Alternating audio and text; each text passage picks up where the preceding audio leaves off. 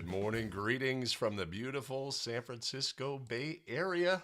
We are live. We are looking at plays, doing what we do, looking at all the things so we can get better as basketball officials. What the heck? Why not?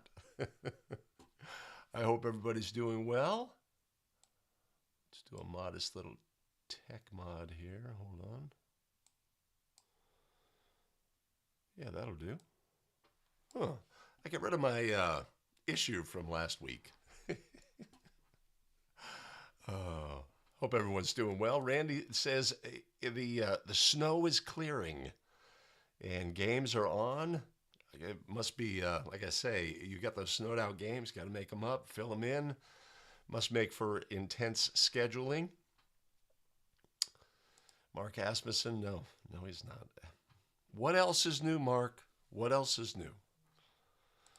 Adam C., go green, gets it in early. Awesome. Is Peggy with you, Mike? Is Peggy with you? We got to get some Mannix video.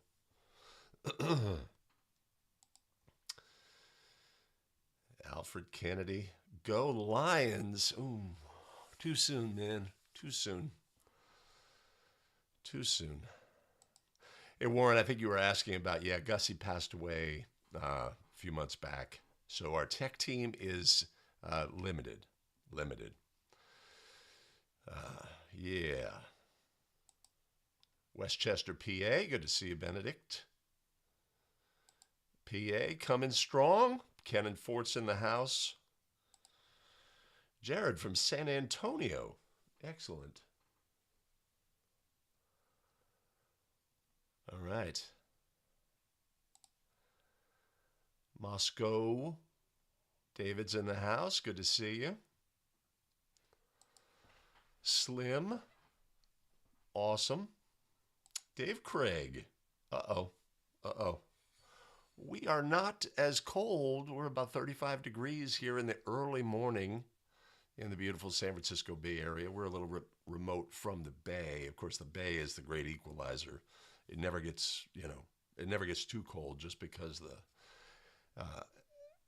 being adjacent to the Bay, here in the Bay. You know what I'm saying? Yeah. Cody in Seattle. You must know all about that. Jason Hayes is in the house. Good to see you, Jason. Yeah, so I'm with Donnie Epley on that play. I mean, when you have a defender, right, so we have a take foul situation. If you have a take foul situation, we know the team is trying to foul, okay? But there's they can't just do anything. They have to fall within some guidelines. And if you're going to chase a player from behind and, just like that three-point shot we had a few weeks back, where it's near the division line, players going, and the player from behind wants to do a take foul and pushes from behind. And that's an intentional foul by rule. You just can't, to me, you just can't ignore sloppy fouling, right? Where we don't have the opportunity to make a play on the ball. We're doing it from behind. Yeah. So that's that.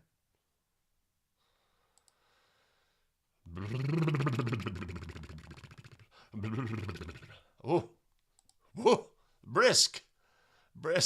Good morning, Joe Del Colo. Good to see you. Michael Myers. We do have a Michael Myers play. He will be on screen on a play today. So that's something to stick around for right there. Good morning, Jesse. S-U. Hi, Rick Lee. Good to see you. Stan Bickler from Friday. For 5 Play Friday. From Pittsburgh, rather. The PGH. Uh-oh, Oregon coming strong. Hi, Mark. Good to see you. Eastern Plains.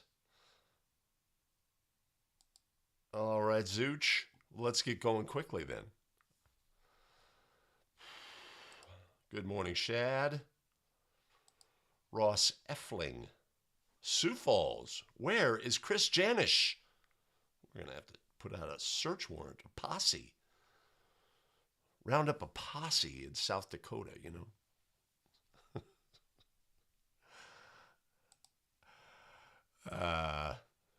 Seasons change. Seasons change. Good morning, Rod. Yes, yes. League season is upon us. I've got a game tonight.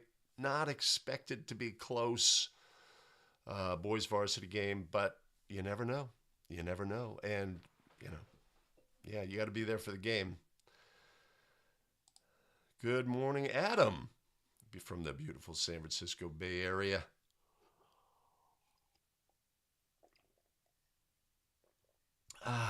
Oh. There you go. That is the pendulum that is the Midwest. We just here in the Bay Area, we just do not experience that, but I can appreciate. I can appreciate it. I guess down in LA, I wonder how schools handled. Some schools may have handled air quality issues, or whether they considered, look, this is an indoor thing, so we don't have to worry about that. I just don't know.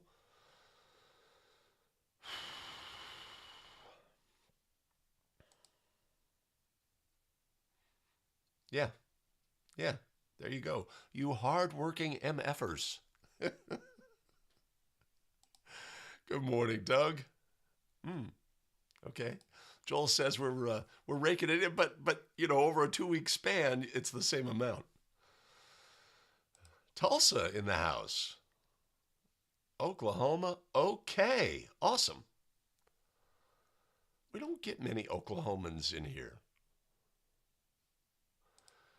That's what people want to know. Good morning, Kamali Rowan. Good to see you.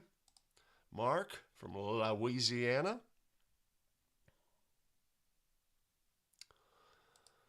Okay, we'll give him a hard time for not being here and submit some plays from the game.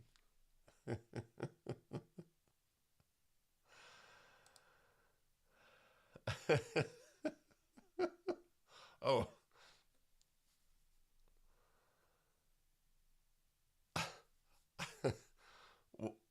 You are cooking to feed homeless shelter before my games today. Well, kudos to you. That's tremendous. Doing good in the world. That is awesome. I'm beginning to think this is taunting. No, the Lions are good. The Lions are good. Gotta pay our respects. All right, where am I? I might just move ahead. Let's go there. Don't have that transition going. Do.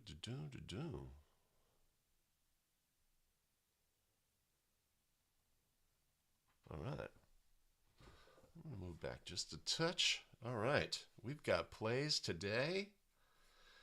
Let's get after it. I think I have my tech all resolved. I got my Charlie mug. Come on now. That's poor lighting. Got my Charlie mug. I got my runner-up best Christmas gift.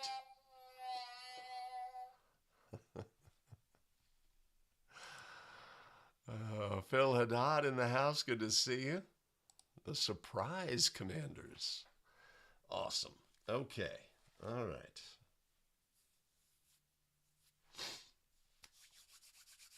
I've got plays. Make sure my plays are ready. Got plays. Got this, got that. I got my Stream Deck. So everything's run, the show is run from the Stream Deck, which is a little switcher that allows you to program things in so you can...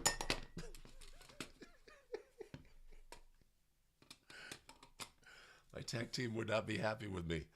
So you can program things in, make things appear on the screen, go from scene to scene, etc. So that drives the mix. I'm already there. Michael, we are as far away from the fires as you could possibly be. But certainly, what devastation. And, We're not that far from where that devastation could occur here in California. No, not really. Not really. If we broke the Stream Deck, it would be all over. It'd be all over. I'll tell you that much. Oh.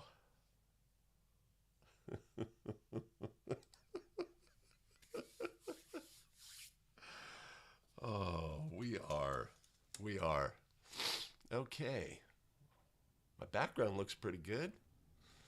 Yeah, so my sign here, my problem with my sign is this. I'll show you, right? So we get the sign. You see how when I turn it on, my camera settings can't handle it. It's obviously it changes the brightness, etc., but it also has that flicker, which isn't going to work.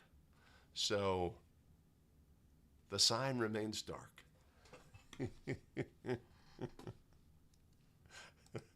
Do I have a back? I have a Stream Deck pedal. They make a pedal which you can use with your feet. It gives you basically three options: pedal 1, pedal 2, and then one in the middle. But I don't use it. I don't use it. Yeah.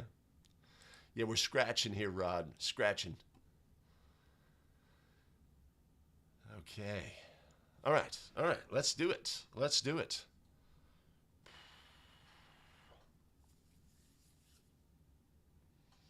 Habits and fundamentals, positioning.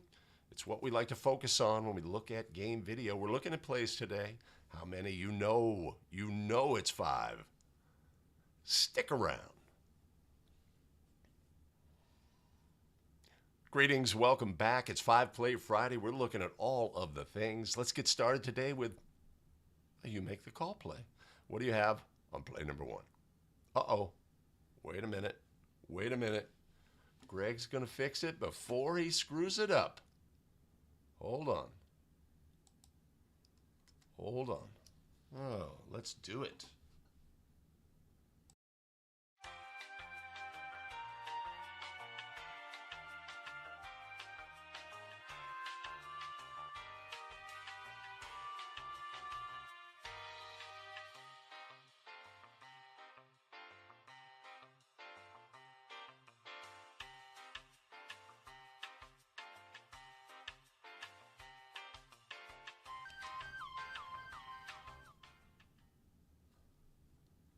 All right.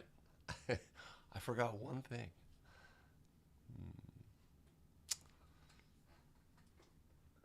Tempted. All right. I've already introduced the play. Let's look at play number 1.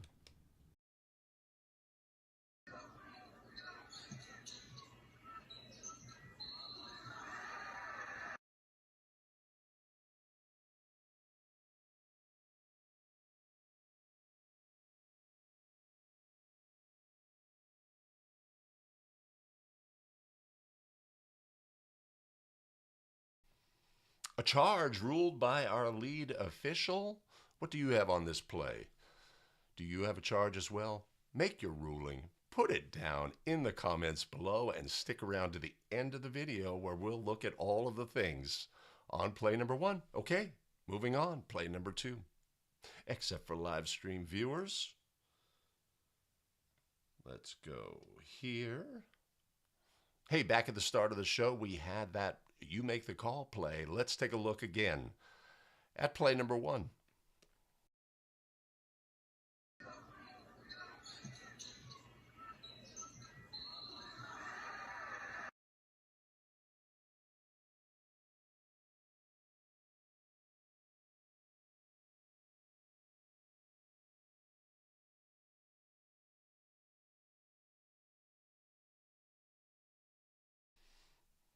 All right, block charge play from lead, ruled a charge by our lead official. Let's look at all of the things on this play. First of all, let's recognize how we got here. What do we have going on at the top of the key? Looks like elevator screen action that can distract us, but our lead official does not seem to be focused on that at all. He makes his rotation Does he complete his rotation? Are we in a great position to officiate the play? I would say if we were a little wider and a little deeper, we'd be in a better position. Always have to remember to complete our rotations and not put ourselves in a position where we are officiating down in the well, right? Where we are so close to the play that, we have a downward gaze. We want to be back, have better perspective on the play. But let's look at the play here, right? So we have a ball handler, dribbler, and a defender. The defender times the contact of the ball handler, dribbler, right? He says, okay, you're coming at me once, you're coming at me a second time. When you come a second time, I'll tell you what I'm going to do. I'm going to hit the eject button and do the dolphin flip where I throw my head backward. Yeah. This would be a great instance in my judgment, to give a flopping signal as this player embellished the contact, theatrical movements, attempting to deceive the official. Now you could say, look, he was displaced. But he was not displaced. The reason he fell to the ground, right, is not because of the contact by the ball handler dribbler, right? There was contact with the ball handler dribbler, but that's not what caused the player to go to the ground. Watch the first contact. This is a player playing defense. Did he fall to the ground? It's similar. It's the exact same contact. He's just timing himself so that when subsequent contact occurs, you tell me what I'm going to do. I'm going to hit the eject button and fall to the floor and fool the ref and get a foul call going the other way. So that's my take on the play. Just understand, how did the player get to the ground? What caused them? Was it the contact that caused them to go to the ground? Or was it some action of their own that caused them to go to the ground? Are they attempting to fool? Are they embellishing more than just throwing their head slightly, but still being a defensive player? When they stop being the defensive player and throw themselves to the ground in this fashion, in my judgment, that deserves a flopping warning. We wait until the ball goes in, and then we stop play, report the flop warning, and go from there. That would be my take on this play. And I think we're going to get some agreement.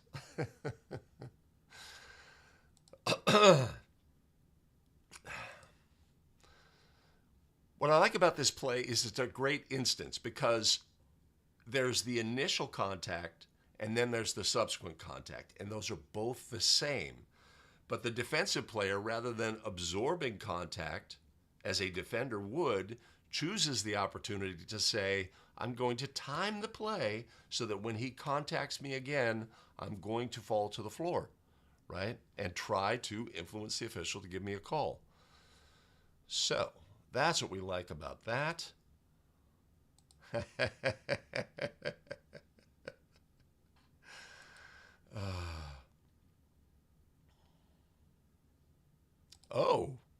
What does that mean? You had two technicals?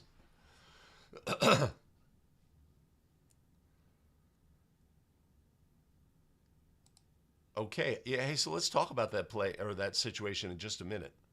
The Indiana game where the officials left the court, mysteriously left the court. The score was tied. Overtime should be played, etc. But let's get to that in a second. Come on, doesn't anybody have a charge here? Okay, so nothing at the top of the key. So there's something. There is a great account on Twitter and other social media called Art But Make It Sports, and you should really check it out. And what will make it sports? It'll take this still image of these players at the top of the key where there's just mayhem going on, and our center official doesn't get it, and our lead official is focused completely on the here. But it'll take that image, and it will find a piece of art, the millions of pieces of art and it'll show a scene from a battle where there's a wounded soldier and others. It's a fantastic, fantastic thing. I will put a link in the show description if this part of things gets gets into the final video. But we have mayhem at the top of the screen. The clip is too short. Who knows? But our trail official is left to officiate this entire sequence.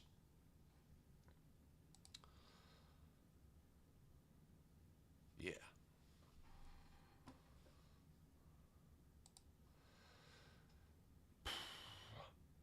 Yeah, so, I mean, is that a charge? That is not a charge in this game. Come on. Come on.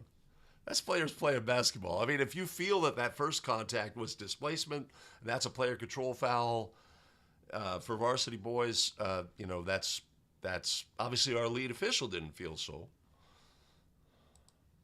Yeah, Doug. And so it's a great thing to notice the habits and fundamentals. You see, anytime a player lifts and throws their head back, they are causing their body weight to shift backwards.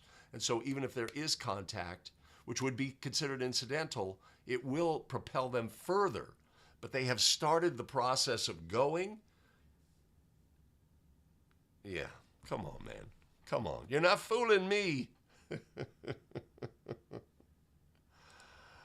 Al, I do not know. I do not know the answer. South Carolina says a flopping opportunity for a call. We do have something coming up from South Carolina. Stick around. Stick around.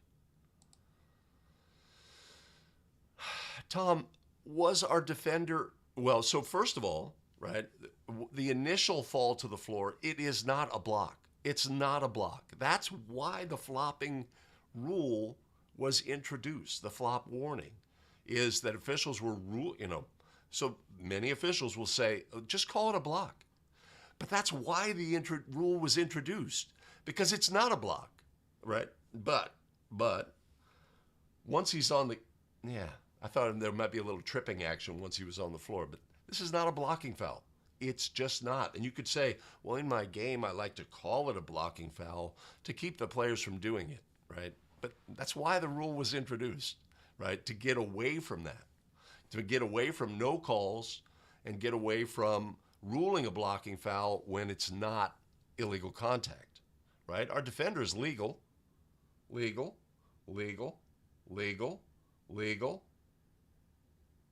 a little bit of leg contact causing the red to stumble slightly. Okay.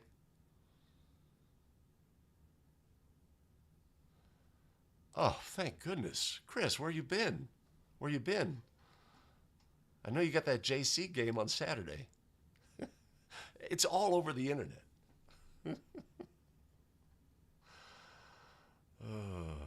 Ron's going block.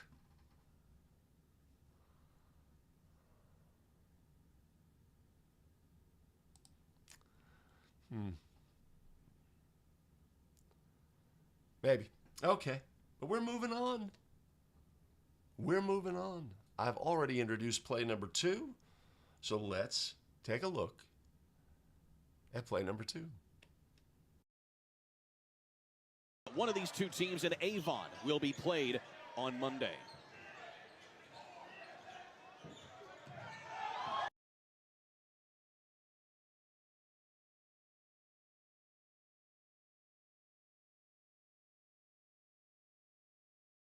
One of these two teams in Avon will be played on Monday.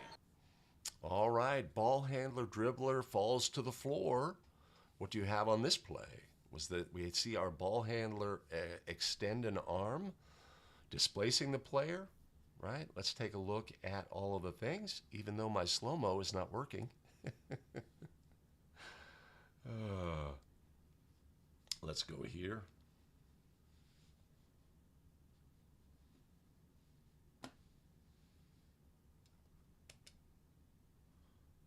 All right, so we had a legal defender, right? Our ball handler is heading straight towards the camera. We could say this is not legal contact by the defender. Not an aspect of the play, though. I mean, this ball handler's path is this way. Our defender is sliding this way. Is he in the path? Anyway, there's slight. Okay.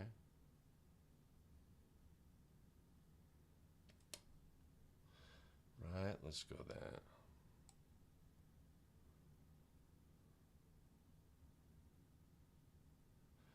And what happens on this play?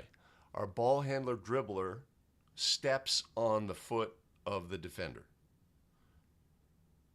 Is the defender's foot legally in this position, or have they extended a leg into the path of the defender, of the ball handler? That would be my judgment, right? You could say he's just playing defense, man, but if you extend your leg into the path, the liability for contact is on you, right? But our player has their right foot pinned to the floor. What is going to happen to a player who's moving in that direction and their right foot is pinned to the floor? They are going to fall to the floor, right? That contact is not illegal contact. They are falling to the floor. But what happens here is we have that extension of the arm. But did the extension of the arm cause the player to fall? In my judgment, no. That player was falling to the floor, was going to fall to the floor through no fault of the ball handler dribbler. The ball handler dribbler puts out an arm to absorb contact by the defender, but the defender falls away, right? When that's the case, this player is not being displaced by the ball handler dribbler. The defender is falling to the floor and disappearing, right? Our ball handler dribbler almost lunges, reaching out. Where are you, right? You've disappeared out of my path. I don't have something to brace myself against. So to me, on this play, we have a no call. That this defender extended a leg illegally into the path. Player stepped on their foot. That's not a foul, man. And as a result, the player fell to the floor, and that the arm movement by our ball handler dribbler here is just window dressing on the play, since it did not cause the player to fall to the floor, right? So a great play, but one again to analyze is what caused the player to go to the floor. Yeah. What did cause the player to go to the floor? I'm interested to see what people think about this play. I'm going to turn that off. Hey, Scott, on the previous play, good to see you. Chuck Ratliff in the house. Good to see you.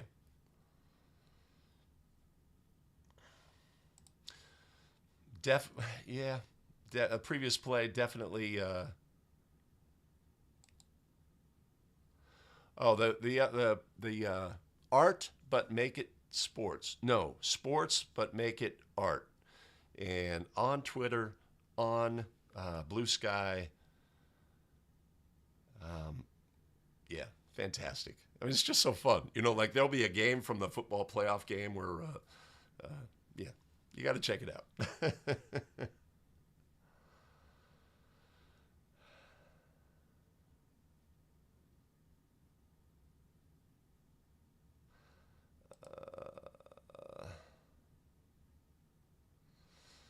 Right. So this play, right, you could say, oh, this player flopped, right? But did they flop? Again, what caused the player to go to the floor? That's what we need to know on the play. But I'm stuck between calls here. All right, here we go. Yeah, he stepped on his foot. The foot was in his path. It was illegal contact by the defender.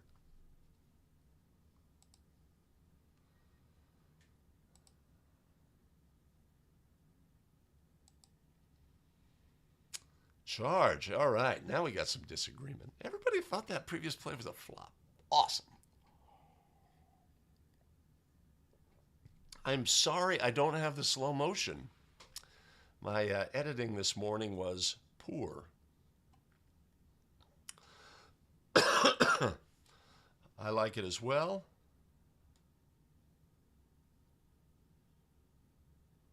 Oh, that's tremendous. That's tremendous.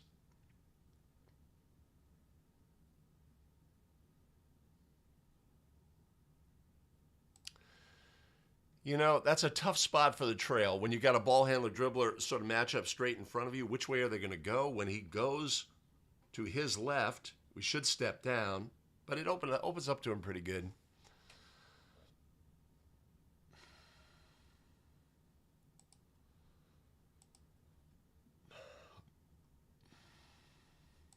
Yes, we are in agreement, Doug. Was that foot legal?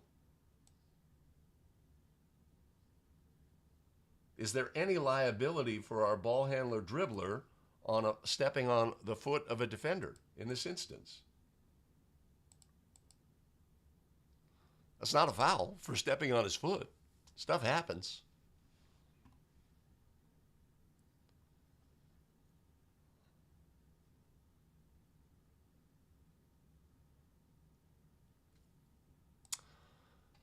Thank you, Grace, for contributing that. Art but make it sports. Oh, it's art but make it sports. Oh, I thought it was sports but make it art. Okay. So Tom says, if the defender steps on the ball if the defender steps on a ball handler's foot, yes, yeah.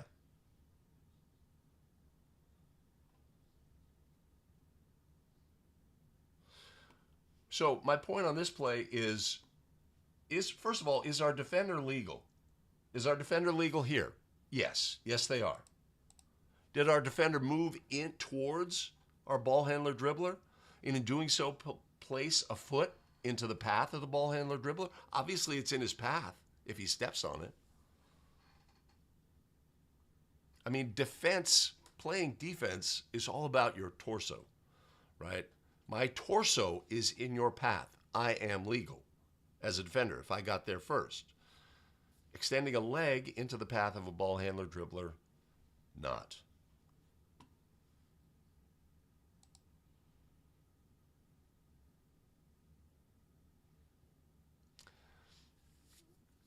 Fair enough. All right. But with that, we're moving. We're moving on. Let's look at play number 3 for live stream viewers. Seth has met his average at 14 points a game. Seth, Trace, and Ben have to be leading us, right? Yes, Ben's at 12, Trace is at 17, I believe, and okay. Seth's at 14. So by far the vast majority of our scoring from those three. Yep. Ball on number 4, Ben Varela. And I don't know what you're feeling, Aiden. I feel Pinconning is not quite as peppy as they were earlier in the game. I think they're a little worn down.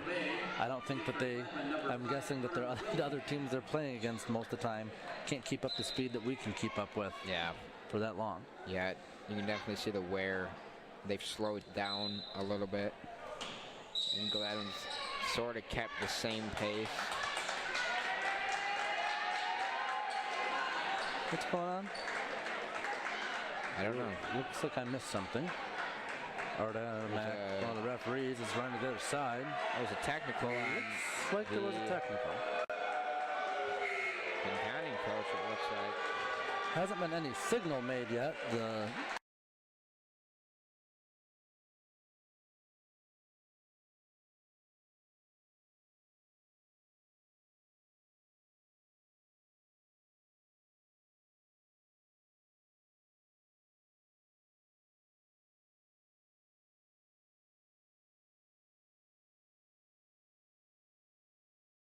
second free throw, and now it'll be Gladwin ball.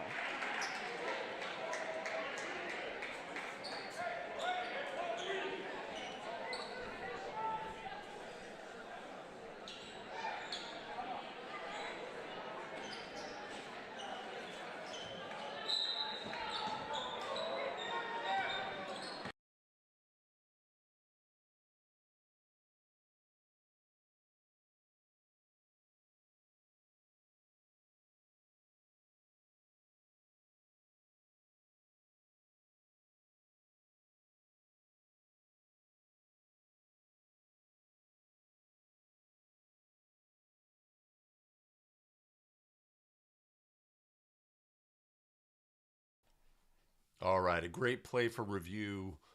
So many positives, so many things that we could improve as well. But what do we have on this play?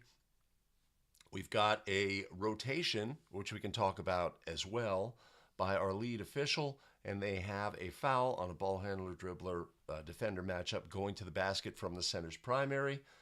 We have an end line throw in, right? And our center official detects these two players got a little something going on. I'm going to go in and address that. That is fantastic. We address that, but we have eyes on players. And we've got a player in green who essentially slaps a player in white across the side of the head. Our center official rules a technical foul, makes the ruling, goes to the table. Then our crew gets together and discusses the play. What would you have on that play? And they ultimately, I believe, end up ruling that it was simply a technical foul. They administer the technical foul free throws, right? So let's take a look at the play, right?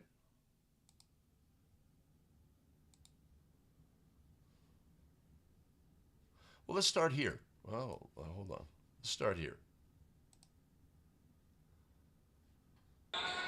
Seth has met his average at 14 points a This game. player travels under that double team pressure. The ball is thrown to the far side. Our lead, who is in great position mirroring the ball, moves to a close down position. Seth, Trace, and Ben have. And then starts to run, right? Does what's going on in the center's primary cause, is that the need to display a need to run across the lane?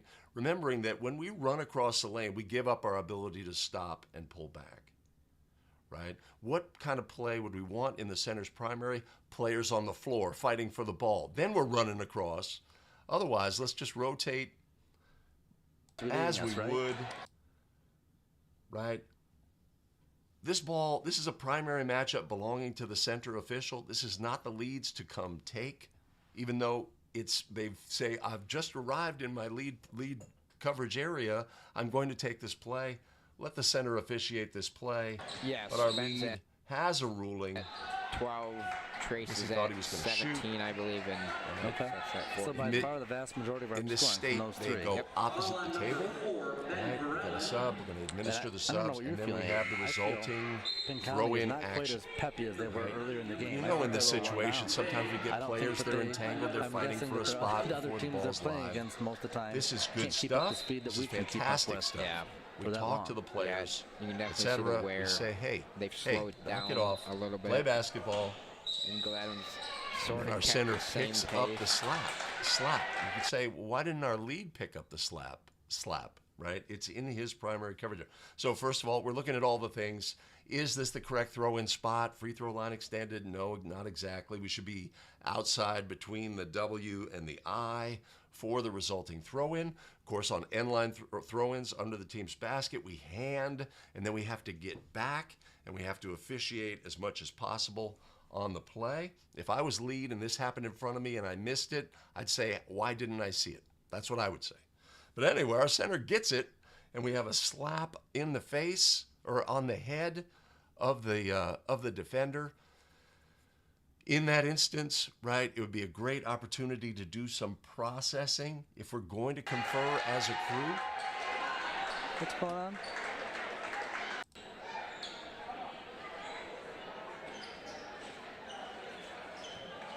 Let's see it again.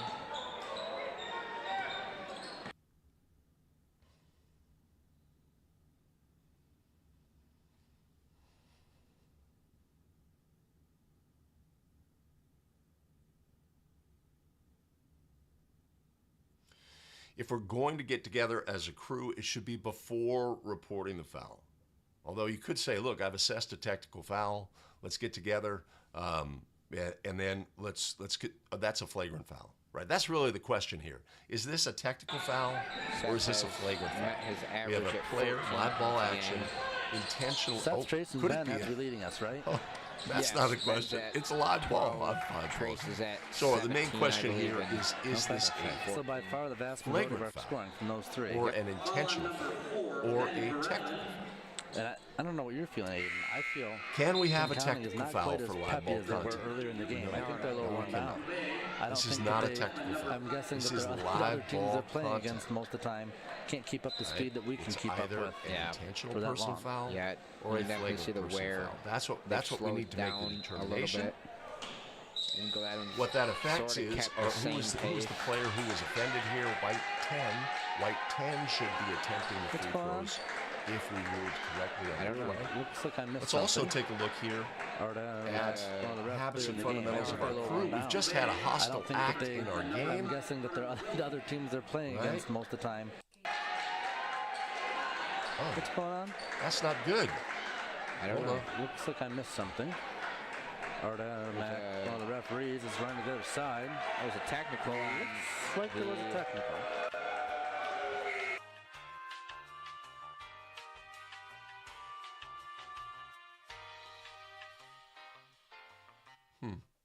Sorry about that.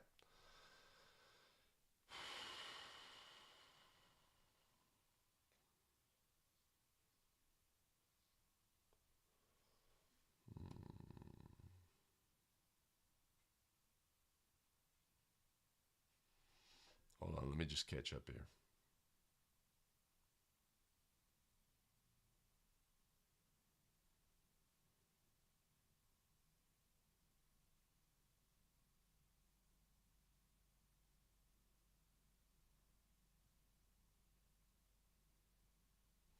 Who shoots the free throws?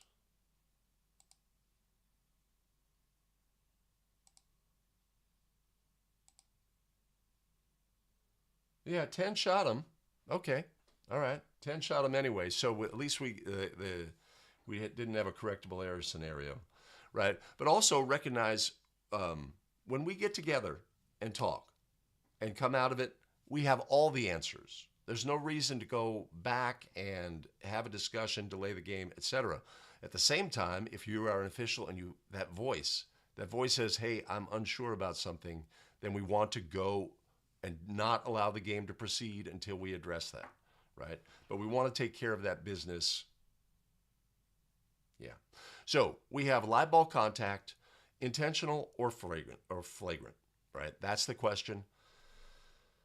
On a play like this, we have an intentional strike to the head. You are certainly justified in that instance by saying this is a flagrant personal foul on that player.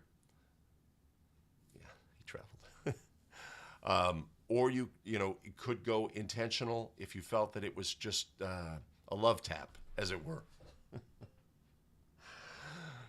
But in any event, great dead ball officiating. You want that in your game. You want to have antennas up when players say, "Hey, you need to watch us, ref," right?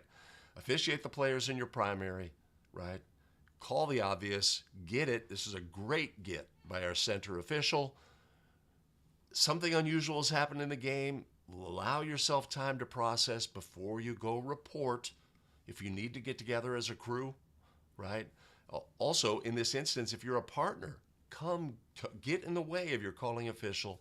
Say, "What do you got, partner? What do you got?" Right? And then we can sort it all out prior to reporting, right? In the end, we make a mistake here. This is live ball contact. Can't be a technical. Don't want to make that mistake. And oftentimes, mistakes are made as a crew.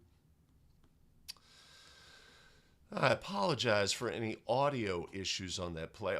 Other thing on this play, are these the worst, ugliest uniforms you've ever seen? Yes, they are. Oh my God, no. Terrible. You should assess an administrative technical prior to the game for ugliness on these uniforms. That's what I have. I apologize, Michael. I apologize. It'll end up being fixed, right? When I record these, there's the live stream view, but I also have audio, separate audio for me, so I can fix it. I apologize.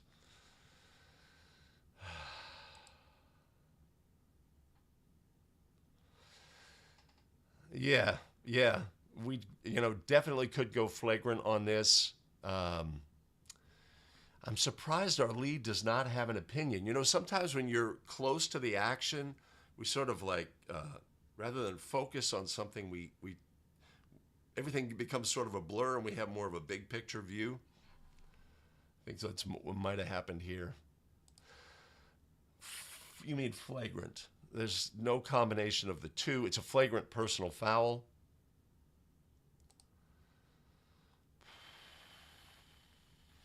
Thank you, Mike. You know, it actually took me a minute to recognize that.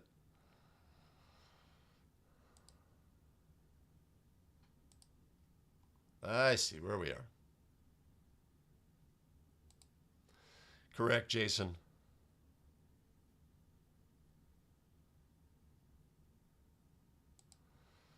Right, and that's something that we could, you know, information as a crew, right?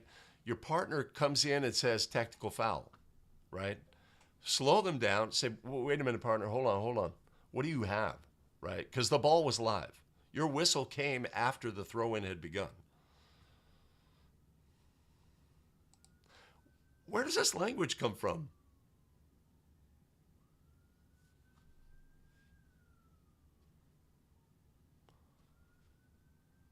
There's flagrant personal fouls and intentional personal fouls.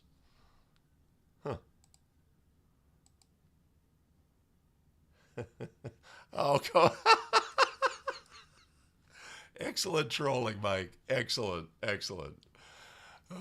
As in that always, anytime you show any clip, somebody chimes in, oh, if you got the travel first, none of that would happen. Yeah, I do not like that rotation at all.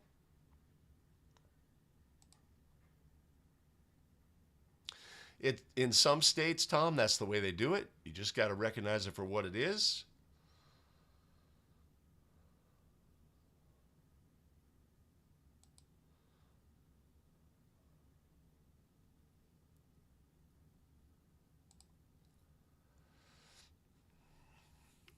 I really apologize for that, Adam. I apologize. You have to watch the edited version now. If it was ruled a flagrant personal foul, Rick, the offended player shoots. And that's, of course, really, you know, if we get this wrong, right, first of all, we've given him a tactical foul towards disqualification. Let's say that the ruling here was flagrant technical. It would have no impact except for who shoots the free throws and where we resume play, right? So we ultimately ruled a technical foul, which is incorrect. Live ball contact cannot be a technical foul. Oftentimes, when there's officials see live ball contact that is, you know, falls into certain categories, unnecessary, I don't know the language I want to use. They say, oh, that's got to be a technical, right? If it's live ball contact, even though it's something during dead ball that would be a technical foul, it is not.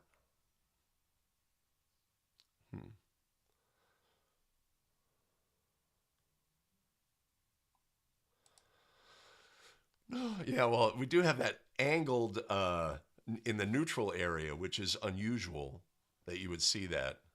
Yes, they are legal. They are legal.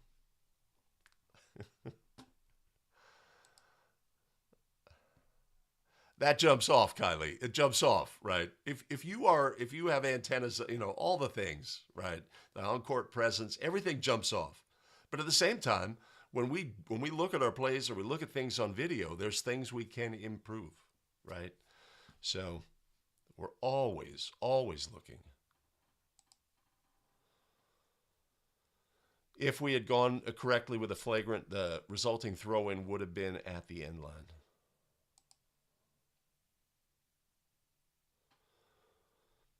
Right. Sometimes maybe using language from collegiate or other levels. Hey, you know, that's an F1.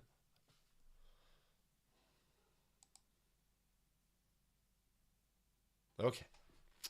All right. I apologize.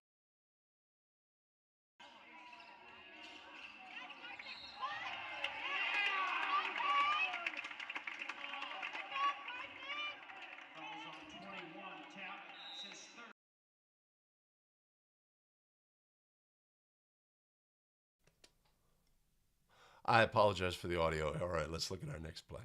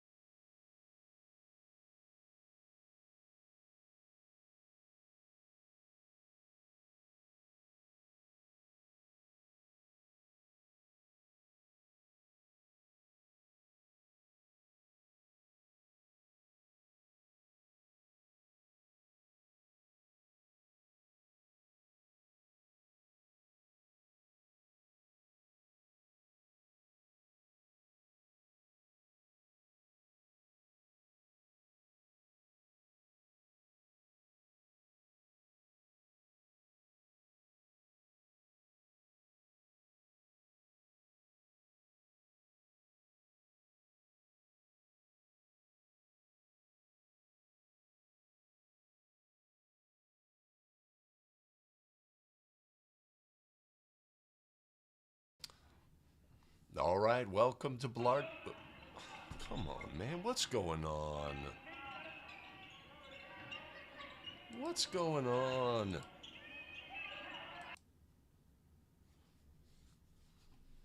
I apologize.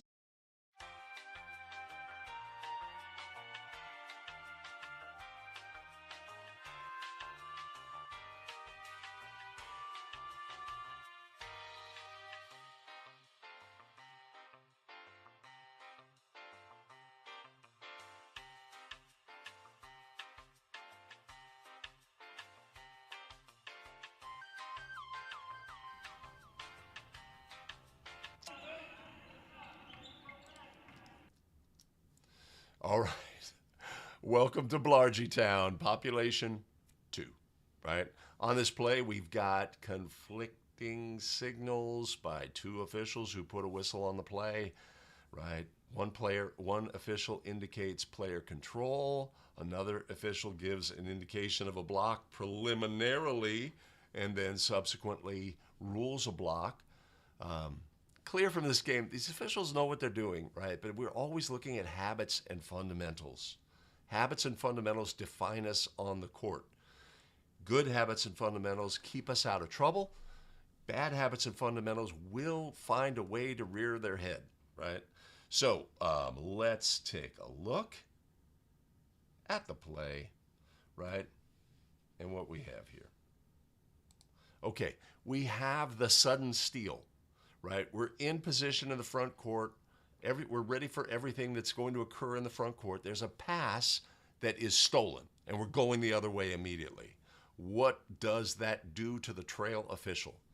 Invariably, it will put them in a bad spot. Either maybe they're stepping in the wrong direction, right? But they are going to be beaten on this play, right? And that's a factor here, right?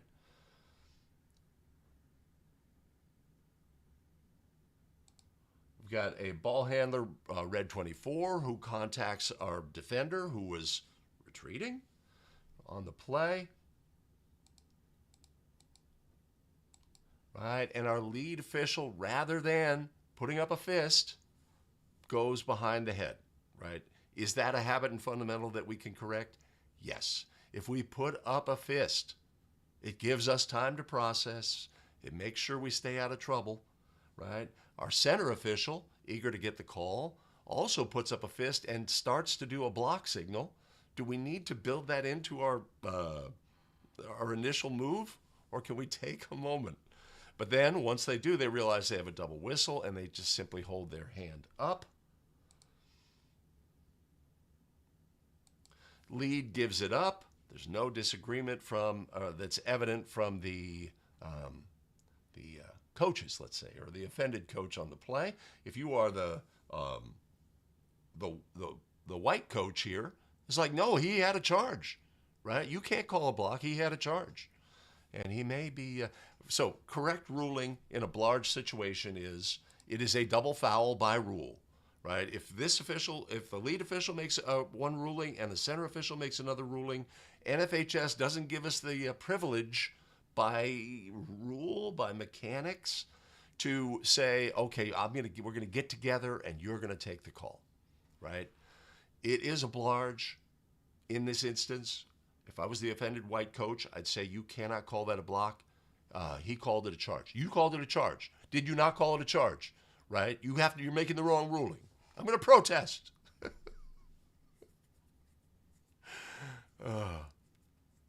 Right. So we look at our habits and fundamentals to help us get better as basketball officials. In this instance, if you are the new lead and you're beaten, and you realize, you always know where your crew is, right? You realize your center official is right there. Do you need to fight to make the call as the lead, right? Or do you recognize, I am in a really weak position, I'm going to get the best look I have, right? But is the best thing for me to do in this instance put a whistle on the play myself? Or if I do put a whistle on the play, display good habits and fundamentals, right? So great to see video like this and identify. I do that. I have a problem with that. I show early, etc. As the center official, understand what's the natural. The common knowledge is leads go quick.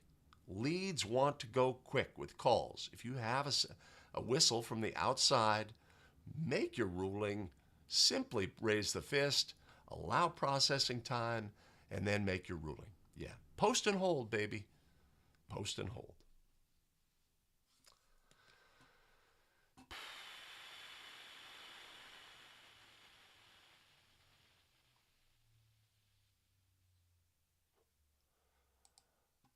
I think that's from a previous play. Oh, you got that move down, Randy? Oh, no, I got nothing.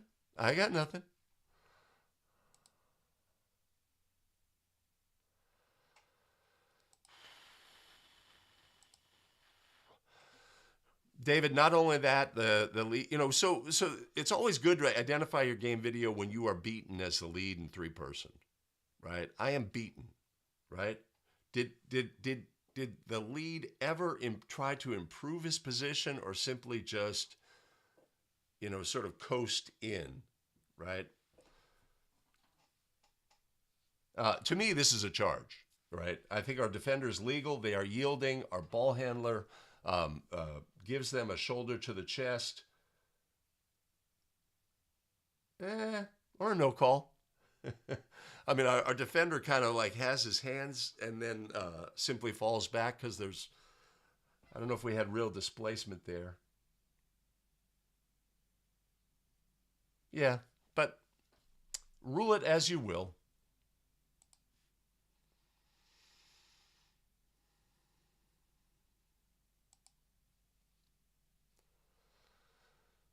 I think a lot of times, Mike, I think officials are going to see this play and they see the actions of the ball handler. The ball handler, clearly ducks down.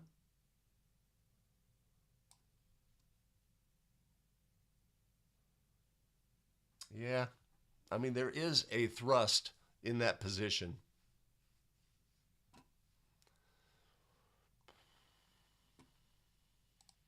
Yeah, but you got to make a call or not.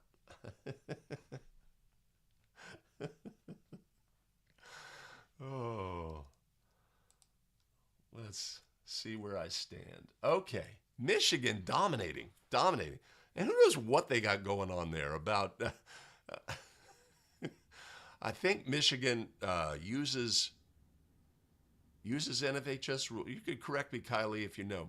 Uses NFHS rules, but doesn't rely on sort of published NFHS officials manual.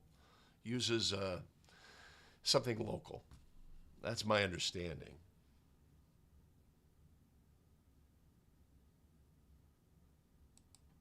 Fair enough. Okay. Will this work right? Okay, next play.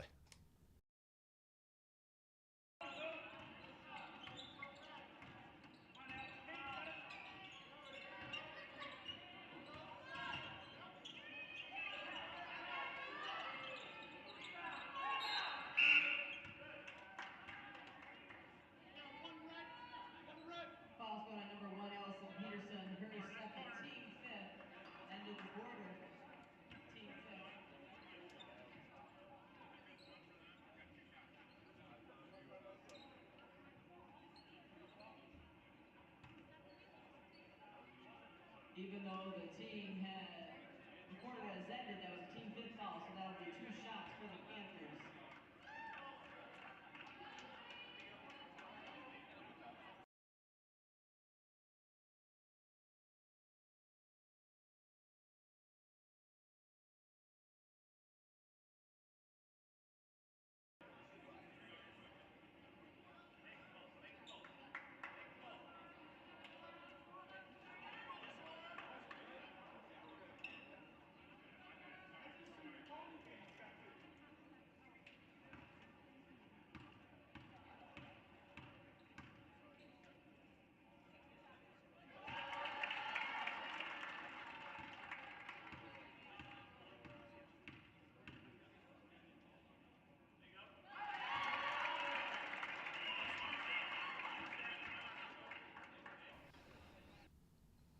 All right, end of quarter situation.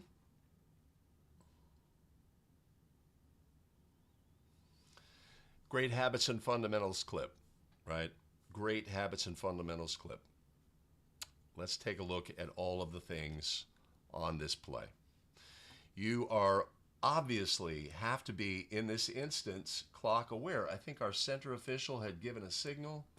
I'm not sure. We have to be clock aware. Know the status of the clock because we're going to have a last second shot, last second try for goal. Be in position for that. And also, I cannot stress this enough. The number one thing we have to be aware of is the consequence of our whistle, right? The consequence of our whistle. So let's look at habits and fundamentals here. Our lead official, so we may be under 10 seconds. We may say, hey, we're locking down. There's no rotation. Okay, that's possible. That could be, that's certainly a thing that many officials like to do. We're going to lock down, but our lead is officiating off ball, or are they ball watching, right? We have to be aware. Are we officiating players on our primary, or are we looking over, hey, what's going on over there with the ball? Okay? Now we got to play to the basket. Our official picks up the defender.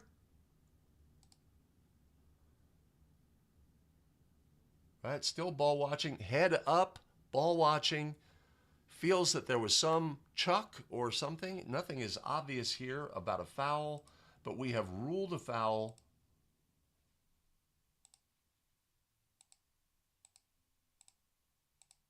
We got two players competing. Two players straight up for the ball. I don't see the foul. Maybe red one. Chucks her. Let's take a look. You know, players make space. We have to be aware. Rebounders make space. We want them to make space, right? So that they can compete for the basketball, right? Sometimes players will, in making space, extend an arm, right? I need space so I can jump up. I don't want to land in a crowded area. Have to be aware of that. But in any event, we have a foul ruled so close to the expiration of time that the timer is not able to stop the clock. That's where the foul would have occurred, though, right there. And we have a foul. Team is in the bonus. Free throws are to be awarded. Were we aware that the team was in the bonus? Were we aware as a crew? When your partner, in this instance, rules a rebounding foul, the first thing you need to do as an outside official here is who's our shooter, right? Nobody's watching that play. We're in the bonus. We have to find our shooter. This crew, right, she's like, look like her maybe, right? That's a guess. It's a guess, okay? We try to attempt the free throws. At some point, there's some recognition that we have the wrong shooter. We get the correct shooter. I don't know if free throws were actually attempted on this play. Our automated camera is not doing us any favors. In the end, we get the right shooter. The lane is cleared because the clock stopped so close to the expiration of time that the timer could not stop the clock. That is correct. Our player shoots 2 free throws. She makes 2.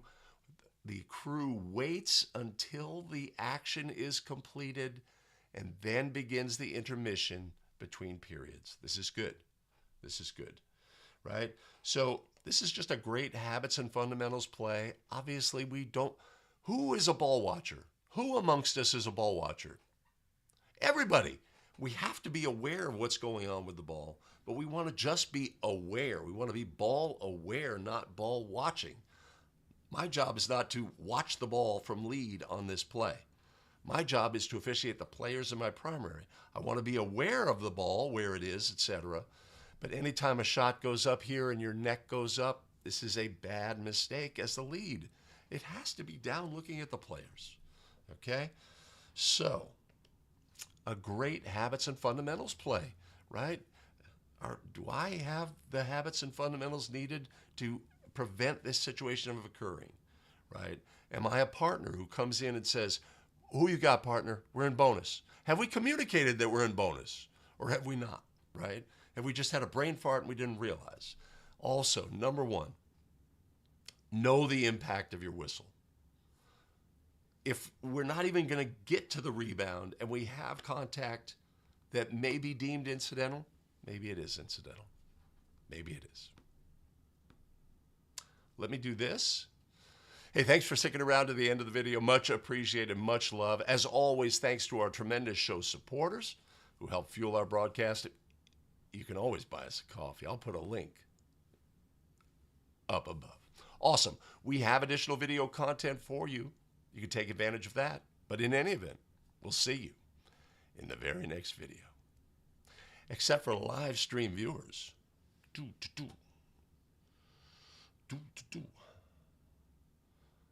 Here.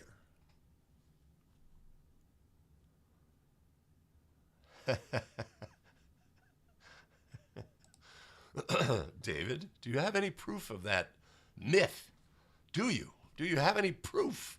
Any written documentation that says that's the thing?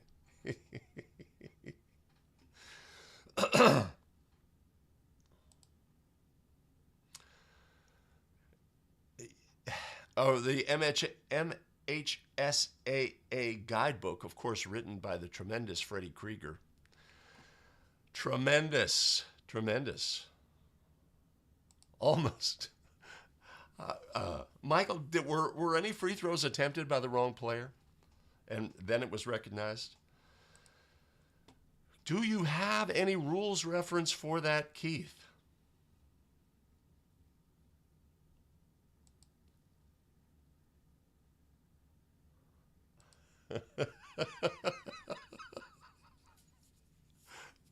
Anytime you have twins or sisters or brothers, do you have any rules reference, Keith? I have a rules reference to the opposite. But if you have rules reference, speak now or forever hold your peace.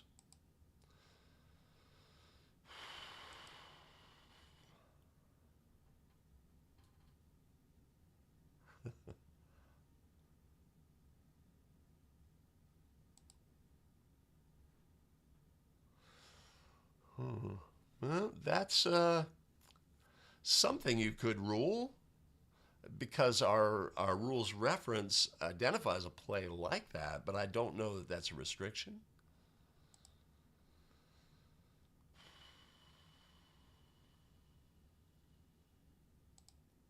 Okay, never shot any free throws, sounds like. Agreed.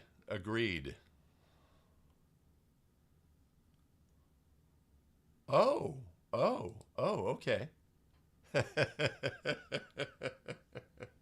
Yeah, our coach does seem to be telling 15, you just stick, because 15 says, am I shooting? Right, and the coach said, is that a flagrant technical?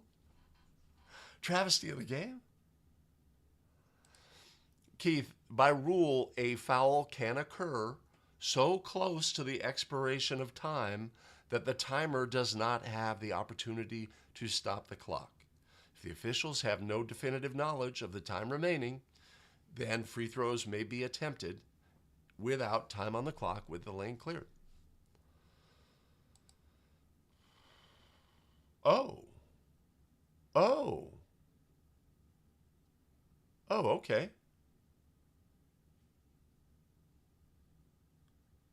Huh. Interesting. Okay. All right. All right. Well, I have got a special treat here for live stream viewers. Let's see. All right. We've had an episode full of habits and fundamentals, situations we can look at and improve as basketball officials. But we've got one more play. One more play. Traveling violations are a serious problem in the game. We have to look for walking wherever we can. Let's take a look at this play. It involves walking.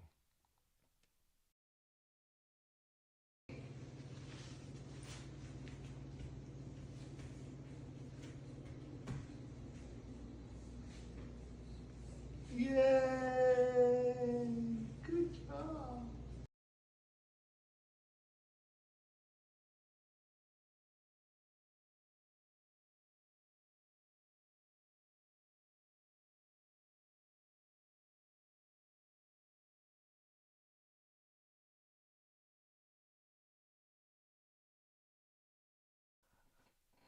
Come on now. Wee Charlie's first steps. Apparently, these were his very first steps. Yes. Let's just say it warms a grandfather's heart to see this moment between my grandson and my son. This is tremendous. And man, yeah, we like that. We like that. So that's what we have on that play. Oh, tremendous. Tremendous.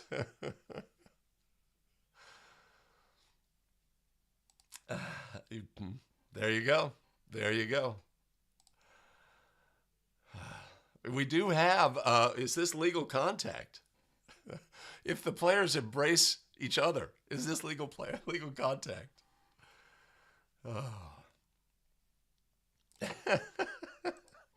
Ray Allen is in the house. Good to see you, Ray. Good to see you. We're finishing up on a lighter note here at 5 Play Friday.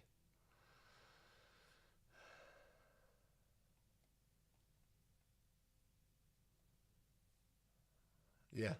Soon he'll be the best official in the family. Oh, that was awesome. That was awesome.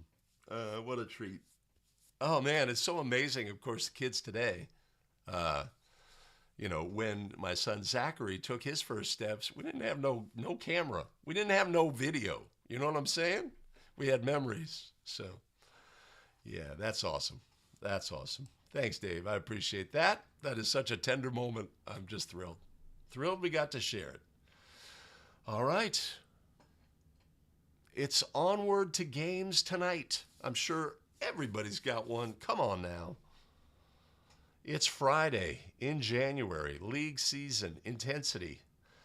We'll see if my game has the intensity tonight. Could be non-competitive, but we'll go in with a great attitude so that, I may be wearing my glasses for this game. So we may have some video to share.